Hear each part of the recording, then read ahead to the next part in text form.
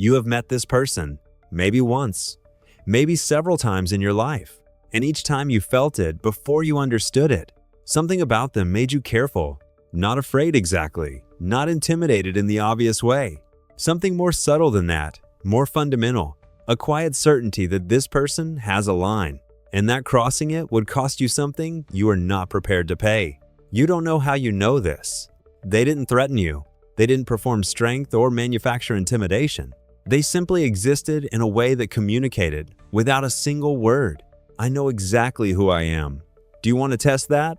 And you didn't. Nobody does. Now, think about the opposite person, the one who gets tested constantly, who gets interrupted, dismissed, disrespected, taken advantage of, not because people are cruel, but because something in how they exist in the world invites it. Something broadcasts without them knowing. I can be moved. I can be manipulated. There is no real cost here. And the world responds to that signal with absolute consistency. What is the difference between these two people? Not luck, not background, not physical size or financial status or social position. Something far more internal, far more constructed, far more available to anyone willing to do the work. Friedrich Nietzsche spent his life trying to describe this difference. And his answers, more than a century later, are still the most precise, most brutal, most useful framework for understanding why some people command respect without asking for it. Today we go all the way in. New angles, deeper psychology, the lessons most people miss even when they think they've understood Nietzsche.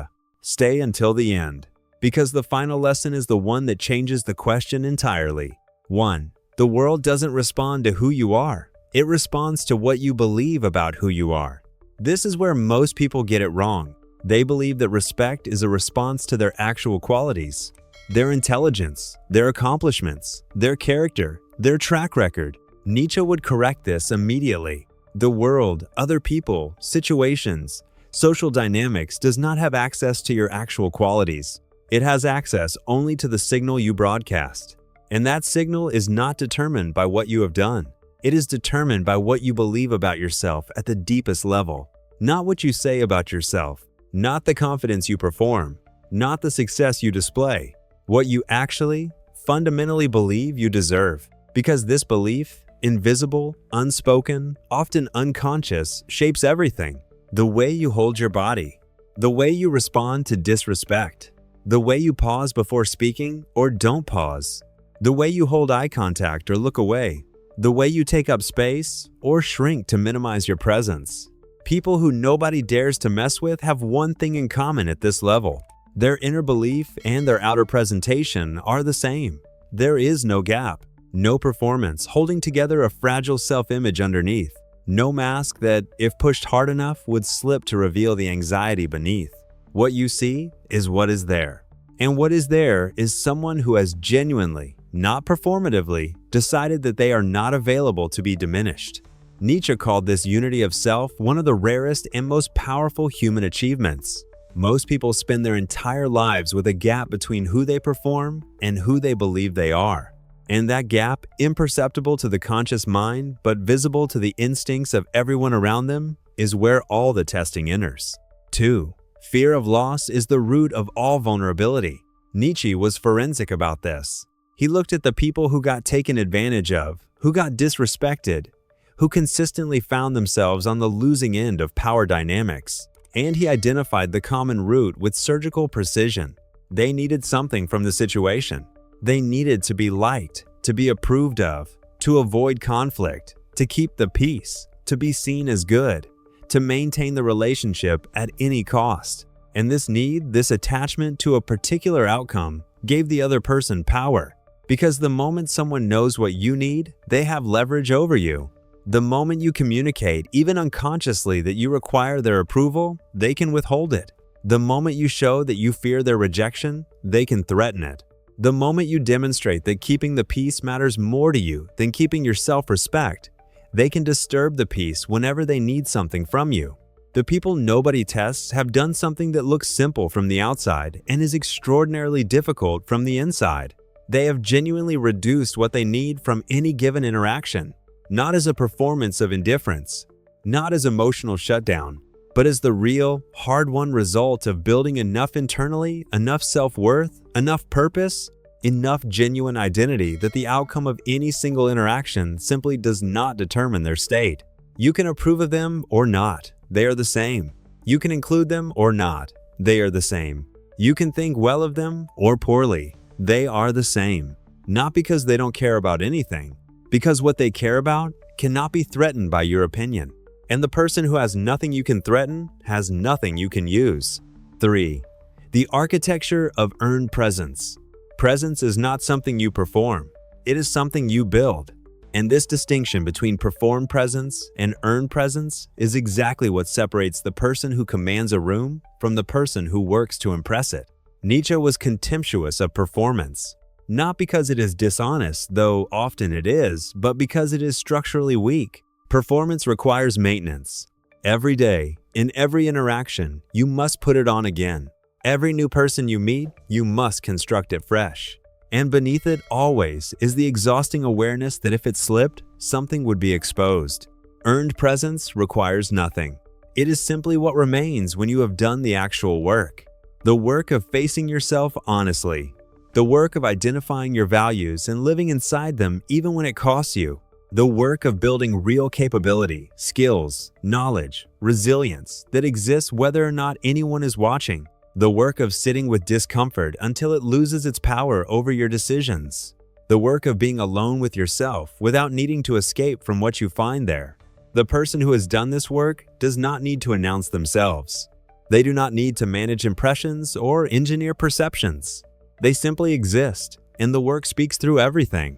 Through the stillness with which they receive a challenge, through the unhurried quality of their speech, through the absence of the small, almost invisible signals of anxiety that most people broadcast constantly, the over-explanation, the nervous laugh, the preemptive apology, the slight shrinking when authority enters the room. Nietzsche's sovereign individual has none of these, not because they have suppressed them, because through genuine self-development they have outgrown them. 4. Why dangerous people are almost always quiet. This is the pattern that surprises people most when they first notice it.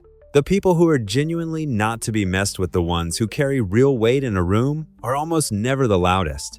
They are not the ones performing confidence with volume, not the ones who dominate conversation to establish dominance, not the ones who need everyone to know what they have done, what they have overcome, what they are capable of. They are quiet, observant, measured, economical with their words. And this quietness, far from communicating passivity, communicates something that loudness never can: control. The person who speaks only when they have something to say, who does not fill silence with nervous words, who does not volunteer information to manage your perception of them, is communicating something at a frequency below conscious thought. I have nothing to prove to you, and that specific absence of the need to prove is what makes them feel so different. Most people you meet are in some way selling themselves, managing how they are perceived, emphasizing their strengths, minimizing their vulnerabilities, running a constant, exhausting PR campaign for their own image. The person nobody tests has stopped selling. They made a decision at some point, conscious or not, that they are what they are. And whoever can see that clearly enough to value it is welcome. And whoever can't is simply not the right audience. This is not arrogance. Arrogance is a compensation, a loudness that exists to cover insecurity. This is something different. This is the quiet that only exists on the other side of having genuinely nothing left to hide. 5. The cost of tolerating what should not be tolerated. Here is one of Nietzsche's most practically useful observations. Every time you tolerate something that crosses your actual line, every time you let something pass that should not pass, you do not simply lose that moment.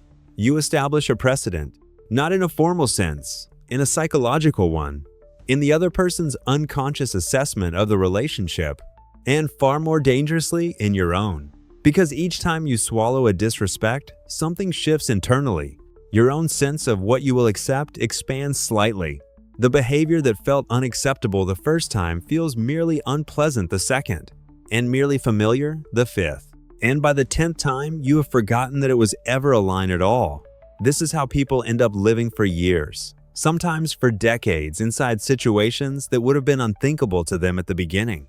not through dramatic choices, through the slow accumulation of small tolerances, each one seeming reasonable in isolation, each one establishing the next one as slightly more possible.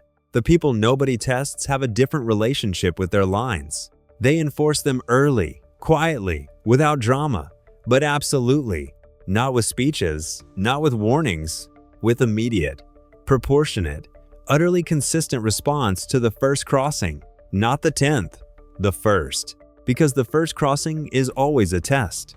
It is always a question dressed as an action. What will you do with this? And the answer given to the first question determines whether a second question is ever asked. 6. Self-mastery is not what you think it is. Most people, when they hear the phrase self-mastery, think of discipline, cold showers, early mornings, rigid schedules, the suppression of desire in favor of productivity. Nietzsche's concept of self-mastery was entirely different and far more demanding. For Nietzsche, self-mastery was not the suppression of the self.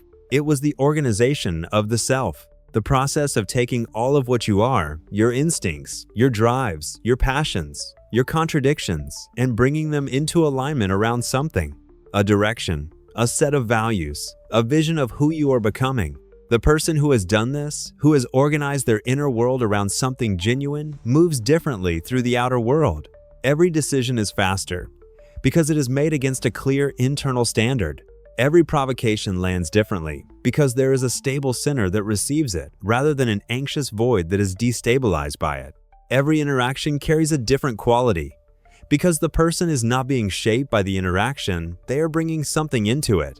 This is what other people feel when they are in the presence of someone who has done genuine self-mastery work.